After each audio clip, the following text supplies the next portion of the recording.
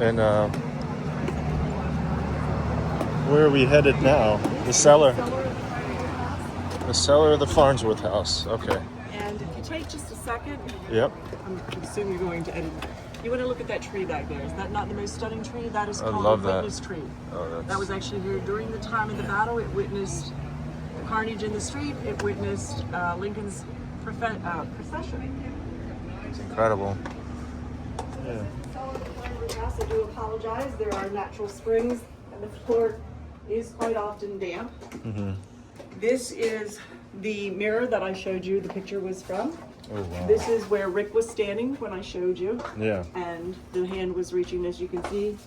He would have surely known if someone was standing there. Yeah. Oh, yeah. Yeah. As you were explaining, he was a Gandalf-looking guy, and Yeah. he had.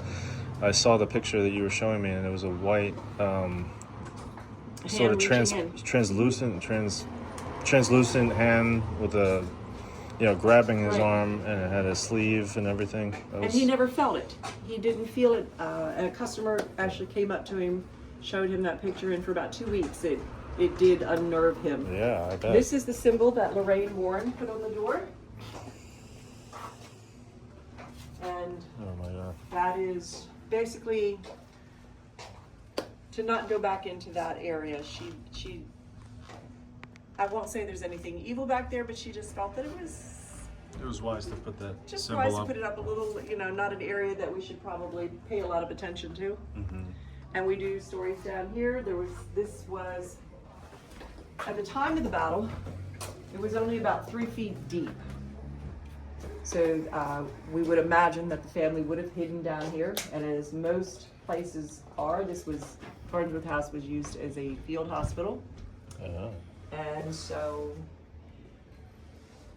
I'm sure that as they were hiding down here, they probably heard an awful lot going on. This is where we have the ghost cat. This is where Walter quite often hangs out. I've seen Jeremy push the ball across the floor. Kayla, who works for us, she's one of our paranormal investigators. She's worked for me for 20 years. She was down here one day, and she had her granddaughter. And her granddaughter was 2, and Kayla was just down here with family and friends. And she had the dowsing rods, and she was saying, Walter, if you're down here. Kayla has a very special relationship with Walter. He responds to her quite often, and she plays certain Civil War songs for him. Wow. She wears her hair up. He likes it down. And if he will tell her, Kayla, hair down. It'll come across the voice box, Kayla, hair down. And so the one night he wasn't going to participate until she let her hair down, and finally she did, and then he would talk to her. But Kayla was down here, and she had her granddaughter down here, and she was saying, Walter, if you're here, across the rods, Walter, if you're here. And her granddaughter, who was 2, knows nothing about spirits, nothing, and she pulled on her skirt, and she says, Grandma, Walter's here. Walter's right here. Which ironically, about, I'm going to say about 25 years ago, there was a lady that worked here by the name of Vicky. And Vicky is a seer, so she can literally see spirits. And she came barreling out one night. She's like, there's a guy standing up in the back of the room. And I said, well, tell him to sit down. She said, no, I seen, they don't. And she happened to come here about 3 years ago for a funeral. And I showed her the picture that we found, that we saw in the mirror. Yeah. And she said, oh my God, that's she confirmed. who I saw standing back there. Wow. And like I said, we know him as Walter. Walter's a bit of a prankster sometimes. I have one young lady who works for me, and she has a very southern accent, and she says, Miss Cindy, please don't make me work down there. Walter doesn't like me. I said, honey, how do you know Walter does? She says, he pinches me. And she showed me she had pinch marks. Really? But for the most part, He likes to make pranks sometimes. Yeah. He likes to tug at hair, or, he just... I will tell you that in the summertime, it stays a cool 58 degrees down here. So I personally love to come down, and I think, when I tell you when we close the door and we turn off the lights, you cannot see in front of your hand. You can't see your hand. And sometimes I think, oh my gosh, it's so quiet down here. It's 58 degrees. I could just lay down here and I could take a nap. Mm-hmm. And then there's some days when I start turning off lights and I feel like something's watching me and I just want to get out of here. Yeah, the hair stands up on your arms or your neck. But a lot of people feel a lot of energies down here. We had a paranormal group. They were set up here, and they had one of the long ghost box, and this one was very crisp. It wasn't the staticky. Oh, okay. Very, very crisp. Mm-hmm. And as we were sitting here, very clear, I heard help. And so the gentleman encouraged me to, he's like, ask. And I said, help, what do you need help with? And he said, please help, the sickness, the sickness. Oof. Wow. And I mean, that was... It just came out that clear, huh? It was very clear. It's pretty amazing, yeah. And how can you just like make these stories up out of thin air? I mean, you're not, obviously. Clearly you're not. These are personal, anecdotal experiences, but you're not into the woo-woo stuff, and no, and I think things you can live in the quote-unquote real world and do your normal think things leave imprints routines. Here. Yeah. I talked to a reenactor years ago, and he was out on the battlefield. That's when they could go out there, they could camp out, they could get ready for the reenactment. Mm-hmm. And he said it was raining. He was in his tent, it's raining. He hears somebody come into camp, his camp, and he, through the flat back, he looks out and there's a gentleman on a horse. Now, as anybody that does reenacting, it's expensive. These outfits, it's very I believe expensive that, to do yeah. this. So he's like, this guy was perfect uniform. His horse, the tack was so perfect. The rosettes, everything. He says he's thinking, my gosh, what this guy's spending his uniform with. The tack on his horse had no cost him a fortune. And he said to the guy, he recognized his uniform. He goes, your unit's down over the hill. Guy tipped his hat, rode off. Guy gets up, it's getting close to morning. By then it had stopped raining. And he said, you know, I got up, there should have been horse hoof prints all in the ground. There was nothing. Really? Nothing. You know, and he says, you know. Yeah. Again, how do you explain that? How do you explain that is right. And I mean, you hear that all the time on the battlefield. You know, people think that, you know, they see a Civil War soldier step out or it's a reenactor. Uh-huh. But there are no reenactors on the field at that time. Right. Yeah. Wow. You know, so, is there still that interaction? I think so. Mm-hmm. I think so. There's probably a lot of the spirits here probably take pride in it as well. Yeah. As well as the people do, so. And, they just don't want to be forgotten. No. They just don't want to be forgotten. And I think that's the important thing that we do, is try to keep that alive, keep that going, share their stories, share the history. Yeah. It's not all about, we always say that we teach people history in an entertaining way. Mm-hmm. Mm-hmm. You know, unfortunately the Civil War has become very political. Yeah. And we could do it without that. We could. Sometimes, at least. And it's become very political, and it's who talks about the Spanish-American War anymore? Nobody. So now everybody's talking about World War II, and they're forgetting about the Civil War. Yeah. It's really an important part of the history, and that's what my guides do, is they really share that. And you know, you can't have that history. You know, fortunately for us, we think the spirits alone, they're along to help us to teach that history. Yeah, the like guides. One of the things that always gets me, and I, you know, talk about the history aspect. We like to look at the Civil War veteran, the Civil War soldier, officer, whatever, from a 2026 perspective. Mm-hmm. You can't. I mean, these kids, you know, many of them were dirt farmers, laborers, this, that, the other thing, you know. Their state called, whether it was Virginia or New York or Ohio, go join this unit. And the scary thing is, to a lot of them, it sounded like something fun. Yeah. You know, the political aspects of it, obviously, everyone knows the political aspects of the Civil War. Mm-hmm. We know which side was right on that, those political aspects. That's not even a debate. Right. All right? It's, you look at these kids, you can't look at them from a 2026 aspect where they have Facebook, where they have the internet, they have this, that, the other thing, TV. You're talking about kids that actually, played kick the rock down the road or something like as that. a game. As a game, Their source of news was some guy taking a piece of paper and tacking it up in the town square. Mm-hmm. And word of mouth. Word of mouth. And it didn't get diluted too much Hey Joe, back then, hey Mark, probably. Hey whatever, Yeah. Want to go join the army, have some fun? Mm-hmm. Yeah, okay. It's better than, slinging hay all day, whatever. Yeah.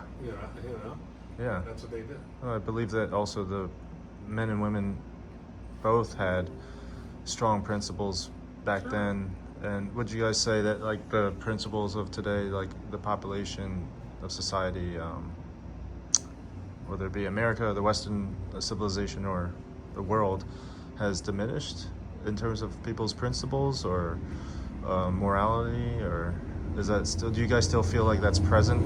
Because it does tie into the whole honoring, respecting, what these soldiers like fought for and all that stuff. And that's, yes. To put it short. I think everyone knows that as far as, Yeah, today as opposed to the way it was when we were growing up. And, I would think so. yeah, it's, and I don't mean to sound like the curmudgeon old man, get off my lawn or anything like that. No. At times there's, and that's, It's it continues on. That's progress. Yeah, It's yeah. just, things are much different now than they were, than 1980, as opposed, forget about 1863 when it was dollars. yeah, exactly. Uh, Well, it's a lot more simpler. I mean, that's a part, like, yes, but it doesn't mean that. Communities were closer knit back then. Yeah. And I think as communities have grown, Mm-hmm. we've also grown apart. Yeah. Neighbors don't know neighbors, and that's so true. It's sad. Yeah. It's sad. So, at what point, in the industrial revolution, to now, has technology played a role in serving us versus not serving us? If that makes sense. Both. Both. I mean, always a double-edged you sword. can't walk out here right now and walk 10 feet without seeing a kid or a person walking down the street with their face in the phone, Mm-hmm. stuff like this. When you ask them who lives next door, Mm-hmm. that's Yeah. that's sad. It That's is. sad. But the advantages we've gotten through the internet and all the technology, those are great. Yeah. The means of communication. Yeah. But as far as the social media and all that stuff, everything's an app. Yeah. I'll give you an example. When I Yeah. was a little girl, we would travel at the time. My father was in the military, so I grew up a military brat. Mm-hmm. We lived in Tennessee. My family's lived in this town since the 1700s, so when we would come to visit, it was a 15-hour drive.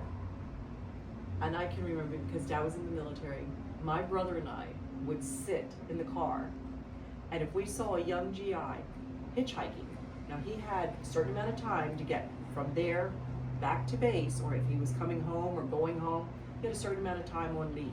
Mm-hmm. And that was our, kids do the punch bug thing now. Oh, I saw a Volkswagen, I'm Oh, punch yeah. you this. No, we'd see a guy, we're like, there, Dad, there he is, get him. We would stop. My mother would pack sandwiches and extra food. Now we would have this young soldier get in the car with us. You can't do that anymore, but we would do it then. He would get in the back seat with my brother and I. That was our social media. We would hear accents, maybe we're living in Tennessee, maybe we're hearing somebody who's from Boston, Mm-hmm. or, from out west, and they were telling about their home. That's how we learned. That's how, it was that human connection. Yeah. Mm-hmm. And, he's grateful to have sandwiches that we've made. And so it was really people connecting and learning about each other. And it was that is an innocence I think we've lost. First of all, Yeah, definitely. not many of us are not going to pick. We're not going to pick anybody up hitchhiking anymore. Yeah. We know not to do that. Yeah. But and it was wonderful because you would hear about different ways of life. Now it's a click away. Yeah. But it's not personal. Yeah, anymore. it's a very impersonal. Yeah. So is there an objective to kind of bring that back, the community back, through heart-to-heart connections and in-person Slow down. connections? Slow down. Look at each other. Look less at the phone. Mhm. How many times growing up, we all played the I Spy game, or we look for something, landmarks. We look for things along the way. Yeah. Kids don't do that anymore. You're in the backseat scrolling. Yeah. You can go 250 miles and they haven't seen anything outside That's your right. window. All they Yeah. played is games on the phone. Yeah. We need to. Technology is great. Yeah. Don't misunderstand me. Technology is great. Of course. There's certainly been a lot of good in it. But when it starts replacing human contact, Yeah. human interaction, take time for each other, because I always tell my theory in life, life's not a do-over. Life is not a do-over. We need Yes. to be more in the moment now. Yeah. At my age, wow. I mean, I look back, next year I'm going to be 70. So I Oh, look you back guys look great. and I think, wow, how fast that time went. When I was in my 20s, I was a nurse's aide in a nursing home. Mm-hmm. And I used to ask the older people, if you could give me one piece of advice, what would you tell me?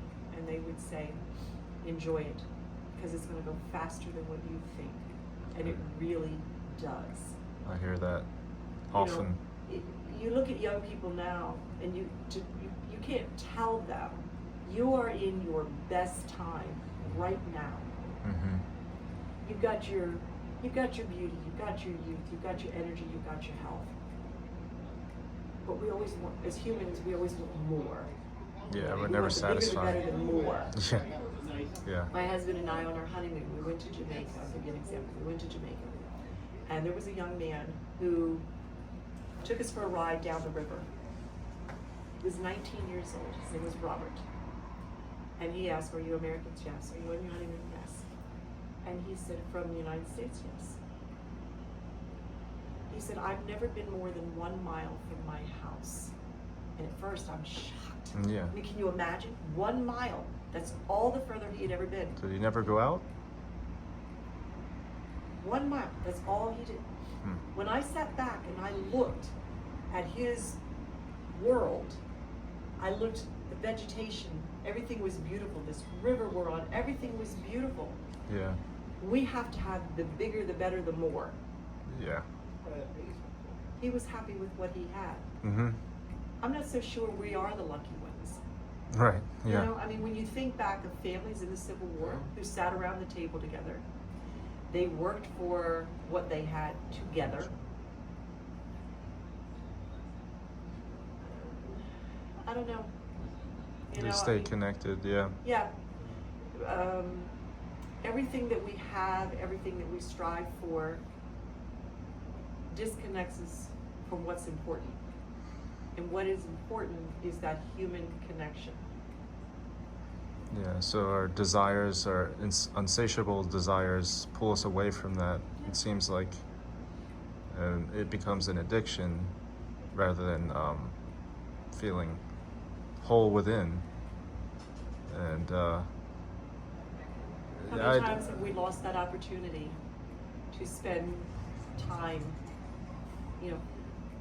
We can all work hard for things and everything. The one thing that you cannot buy, the one thing that you cannot give back or replace is time. Yeah. You can say that again. I lost my father almost 7 years ago, and I would do anything to have time with him again.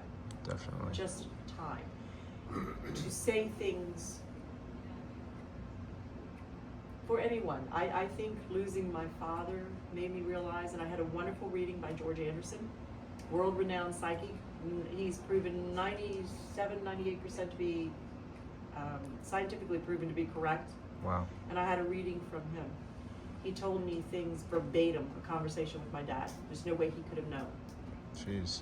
And the one thing that my father said during that was, I hear you when you talk to me. I hear you the best when you pray for me. Wow. So there is still, I feel, I'm only sharing that because I still feel there's a connection here to there. I feel that my father is with me all the time. Yeah. Right. Losing him, and I lost 3 family members in 5 years. Oh man. It's gotta be And really. the one thing that I learned is to tell people that I care about them. Yeah. To let them know I value them. Say the things now that I will wish later I might have said. Yeah. That's a profound point. A lot of people don't think about. Give that kiss goodbye, Mm-hmm. kiss goodnight, tell your children you're proud of them, tell your parents you love them, tell your friends. I mean, my storytellers, I try to let them know I value them, because to me, there's no greater gift you can give someone than your time. That's very and true. to see them. Yeah. Especially happiness. Another example is, like Cindy was saying, for God's sakes, don't sweat the stupid stuff. Yeah. Gettysburg, if anything, is a testament to that. All these people at 19, 20, 21 and younger, life snuffed out like that. Yeah. Yeah. This enjoy life, while you had it. Yeah. I agree. I hate to say it, one of these days, Sydney's going to be chasing me around one of these rides, all of us. Yeah, we're all it's going to transition. Yeah, just don't sweat the stupid stuff. Mm-hmm. I mean, what I've done for a career, what I've witnessed in this place, Mm-hmm. and enjoy it and love it while you got it. Yeah, no, 100%. That's really good we're all advice. We're all on this journey of life, and we never know where that stop is going to be. Yeah. And we're going to meet people along the way that they're going to go on with their journey, or their journey ends now. The same with us. We never know when that's going to be.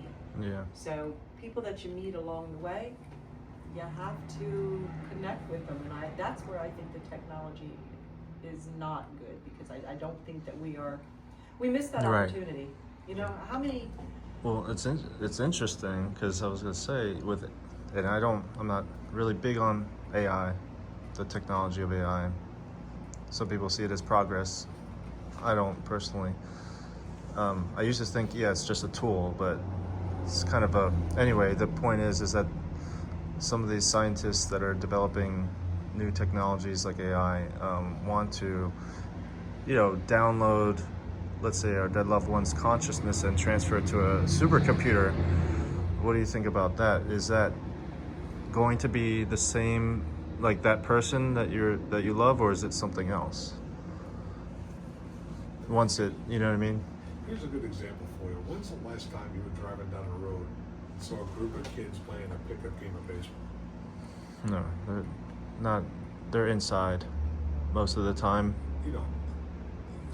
Something when I was a kid in the 70s, the 80s, that we did every day.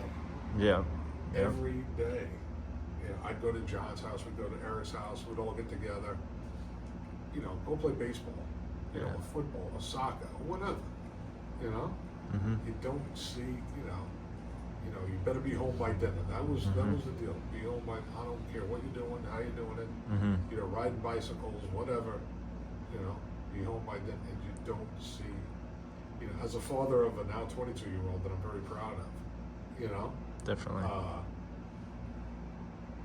when she was a kid in the video games, the girlfriend would come over, both of them playing the video games. Mm-hmm. It's It sad. definitely limits the quality of life, I It think. really does. It really does. But unfortunately, it seems like a lot of people think that the safety out there is not as great, like as it is Times are different. Certainly now. different. That is compared to before. Yeah, times are certainly different now than, But why is that? Yeah, why is that? Is that meant? Is there a correlation between people's mental health and staying inside, the mental health going down because they're always inside, or is it because, external factors that are keeping people inside more? Okay, so if my neighbor that I know really, really well is sick, I'm gonna go over and I'm gonna say, is there anything I can do for you? Take something for them, maybe to eat. You're gonna really care. That neighbor you don't know because you haven't made that connection. Right. Yeah, now you're detached from it. Oh, I'm sorry that Mr. Jones is sick, but Yeah. If it's not benefiting me, then why do I Yeah. care? And I mean, I think growing up, we accepted people's differences. I think now people, Yeah. they want to force their differences on you Yeah. instead of allowing you to accept it in your own time and in your own way. I'm different, accept me that, and we didn't, growing up, we we were younger. The big thing was, could you play ball? Yes or no. If you can't, yeah, take a hike, Mike. Yeah, yeah. we Exactly. didn't care. Were we political about it? No. No. No. Yeah. When we were kids, the kid's either good or the kid stinks. There's no in between. Yep. If he stunk, go play in the monkey bars or whatever. So it sounds like you guys would, seek out the similarities more so than, Yeah. and you would celebrate the differences as well. Oh, absolutely. It's. Think about it. Do you surround yourself with everybody who's just like you, who thinks just like you? No. No. You want to, our group, we always laugh, our storytellers, they're all individuals, they're all different, they all have their own beliefs, they all have, whether that's political, social, whatever. Mm-hmm. But I think that that's what makes us such a great group, because we bring those differences and similarities to the table. Yeah. When you want everybody to be just like you, Yeah. I don't want everybody that surrounds me just like me. How boring.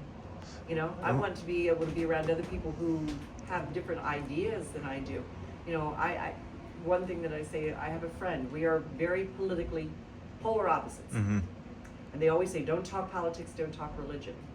And Yeah. I say that if you do so with respect, yes, you can. Yeah, I always say that She too. and I get together, we are absolutely different. And we'll sit and talk, and both of us will go, I hadn't thought of it that way. Yeah, that's healthy. And That's a healthy that is. conversation. If you're listening to someone out of respect and not trying to convert them or change them into your way of thinking, you might actually learn something. Yeah. Because you can learn something from a toddler. Yep. Or a homeless man. Even at my age, I can learn something from a toddler. Mhm. I can learn something from somebody who's 100 years old. Yep. If you stop learning, Yeah. then you stop growing. Yeah. Yeah. No, I agree. I mean, And I think that that's kind of where we come back full circle around to spirits, mhm. because we respect and still see them and think about them.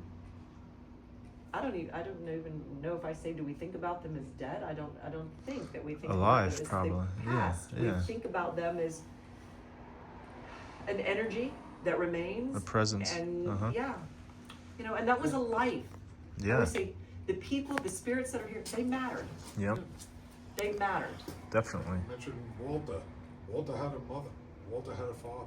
Mhm. Might have had brothers and sisters. Who knows? Mm-hmm. Who knows? 100 years from now, Ghost Billy. Billy had a mom. Billy had a dad. Definitely. Had a brother, Yeah. had a sister. Had a wife, had a kid. And all that. It's Yeah, each life should be honored. Yeah. Absolutely. Absolutely. Yeah.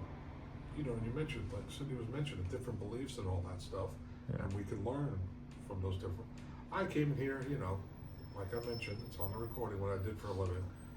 I was always like, meh.